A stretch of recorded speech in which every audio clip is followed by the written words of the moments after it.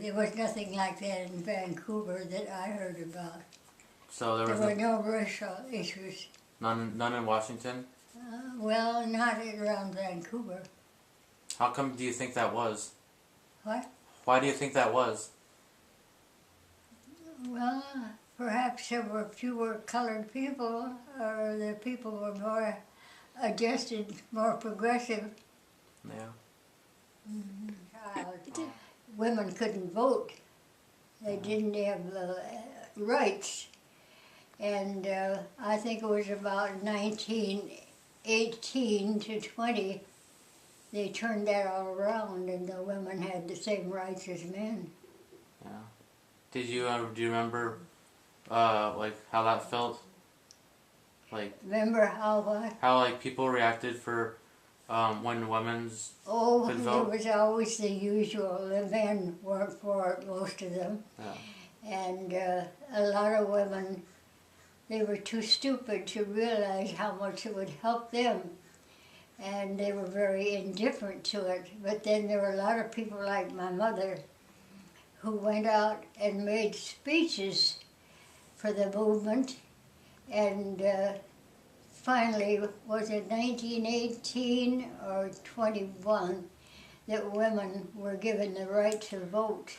Mm-hmm. And then from then on, they had their own influence. Of course, I felt that it was right for black people to have the same privilege as white people. Mm-hmm. It was never any problem to me. Yeah.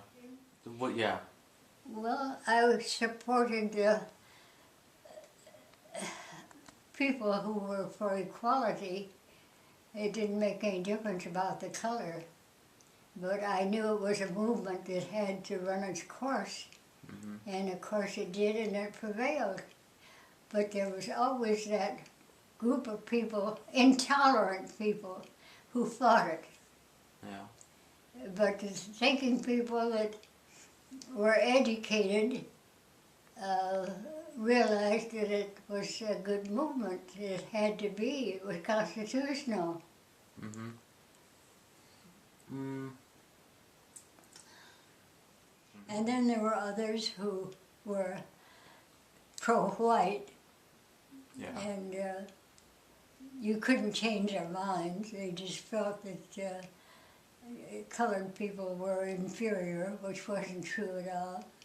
Do you remember, did you know any pro-white people? Pro-white? Oh, no, I wouldn't know anyone personally. So, like, when you were living there, everybody was pretty much kind of separated themselves from it? They accepted it. Yeah. But of course there were a lot. As I traveled, I saw them. We used to go through Minnesota and Minneapolis and places like that. Mm-hmm. And then I'd see that there were lots of black people that were employed. They had much more menial jobs than the white people.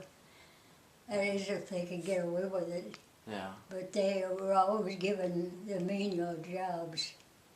They were shoe shiners. Everywhere you went, they had shoe shine stands, and there were always Negroes who would shine your shoes, and then you'd tip them, mm-hmm. And that's the way they learned their living. But they had the menial jobs. They took care of the restrooms and the janitor jobs and jobs that white people didn't want if they could help it. Mm-hmm. Were they welcome there? Like, were they welcome to be workers, or did people... Well, there were lots of bigoted people, you know, that didn't want to be around Negroes and didn't think they had the same rights as whites. But they got over it. Uh-huh. Education was the answer to it. Oh yes, there were always problems being reported on television. There are today too. Yeah. Uh-huh. Do you remember any big ones that stood out? I don't remember any. I can't think of any offhand. I didn't pay too much attention to it. Mm-hmm. But it was there. Yeah. Were the news reporters who reported it, were they biased? like toward what they? Oh, some were and some weren't. Most people weren't. Yeah. They accepted it. It was something that was always coming, racial equality, you know. It still is today, you hear about it. Yeah. Someday it'll, I don't know if it ever will be solved or not, but it's always there. How do you think that the civil rights movement affected the United States as a whole? Oh, I think it was an awfully good thing. Yeah. It freed an awful lot of people from persecution and made jobs available for lots of colored people that wouldn't have been anyway. It's progress. Yeah. It's still progressing. Do you think that it made black people's lives better? It's made, Do you think it made black people's lives better? oh yes, undoubtedly. Yeah. How so? Well, they have an opportunity for better jobs and education. They're more educated now than they ever were. And of course the bigotry isn't nearly as prevalent as it used to be. They just have more opportunity.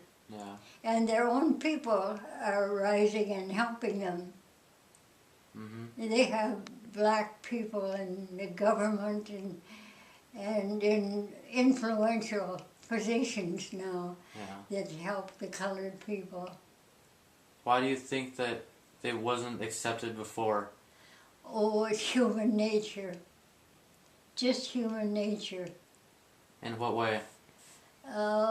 They like to reject people that are not like them.